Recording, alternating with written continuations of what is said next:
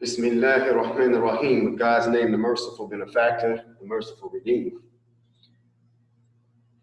I want to share something with you all real quick here to give you some motivation, more insight about yourself. And when I say insight about yourself, meaning I want to give you more inspiration for you to grow or for you to evolve within the nature that God created you in. I want to explain this in the parable of a seed in the Quran, right? The book, the holy book of the Muslims. As a verse in the Quran in Surah An-Nur, which is translated as Noah, right? Noah from the Bible. So it's a whole chapter in the Quran on Noah. And it says in this particular surah, Allahu anbatakum min al-ardi nabata. Wallahu anbatakum min al-ardi nabata. And Allah, God, produces you growing from the earth like a plant, right? God produces you growing from the earth like a plant. Now, here's an analogy that's been given to us from God about us, right? So let's look at how a plant is produced. Here's the ground, right? Let's say this is the ground, and in the ground, we plant what's called a seed. Everybody knows what a seed is and what a seed naturally does. But a seed, before it's put in the ground, a seed is dead. Right? If I give you a handful of seeds, right, you can't tell me if they're living or not. They are inanimate objects, right? Until you put the seed in an environment that causes it to react to that environment, do you see the seed begin to take on life of its own, right? So we put this seed in the ground. And typically, or normally, when a seed is put into the ground and it begins to activate, it does two things, right? The seed splits, and one part of that seed begins to establish itself as a root system in the ground, and then the other half of the seed begins to sprout its way up, right? So when the seed begins to sprout its way up, the first evidence that we know of it, that it has become activated or alive, is the fact that we see this little bitty old sprout, this little thing come up, and we call it a plant, right? Yeah, we call it a plant.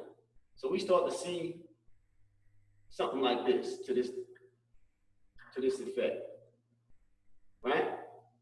And this is the evidence that the seed is alive.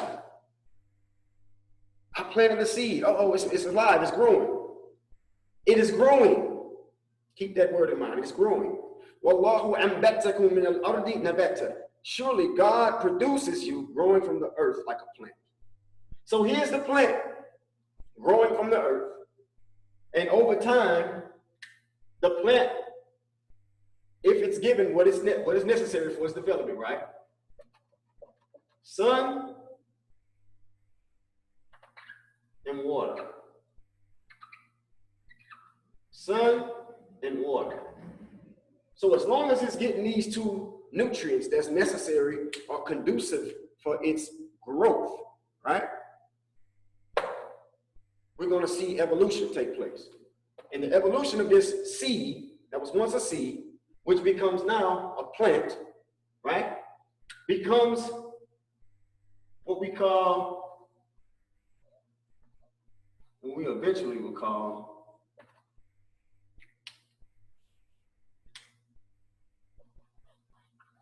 a tree. It will become a tree. But it all began from this seed that was deposited into the ground and given the essential things that it needs for its growth. Now, what you're witnessing here is a two-phase movement in the evolution of a seed. Same thing that goes on inside of us. Remember, God who created us, he says that he grows you from the earth like a plant.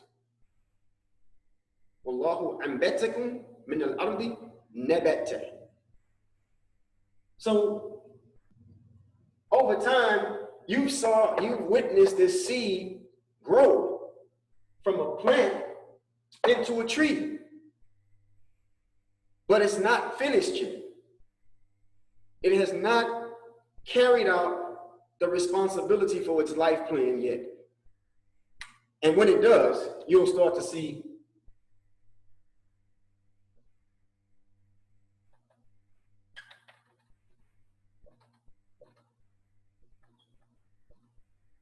start to see that tree bear fruit, right? This is my fruit.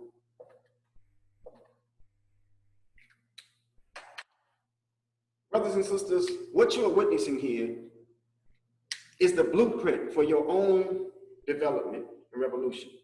Now, what you're witnessing here is a two-stage evolution. One is growth, which is the seed. And the second, which is the fruit here, is development. Growth versus development.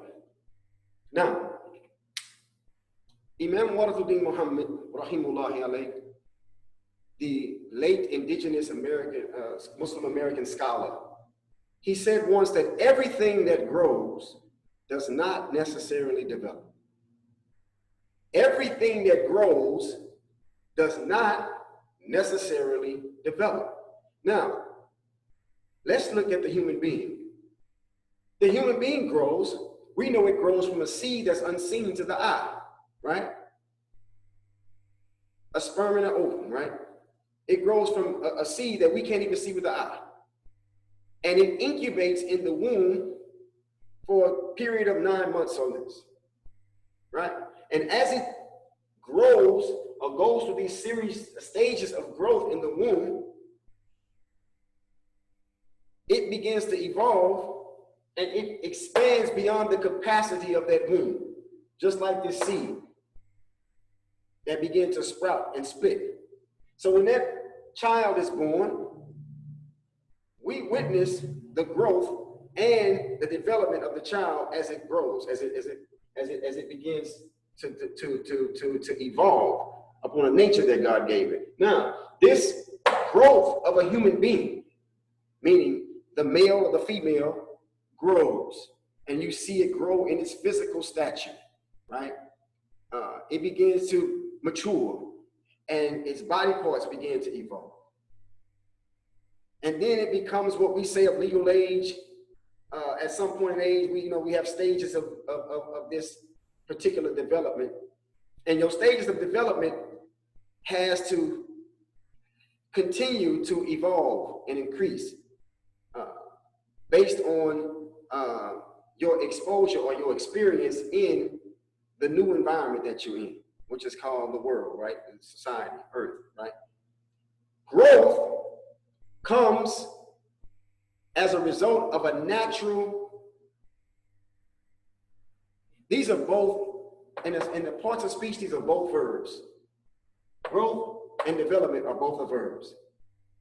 The unique thing about them as verbs is that growth is without having anything assisted, right? This is a natural process, and a natural process of evolution that's in a thing that is designed already, because God already designed it and gave it its instructions. So it evolves upon the pattern that God gave it. So it needs nothing. This growth, it comes with the package. But this development is assisted by things around it. And in the case of the human being, what assists the human being in his development? Knowledge. Knowledge.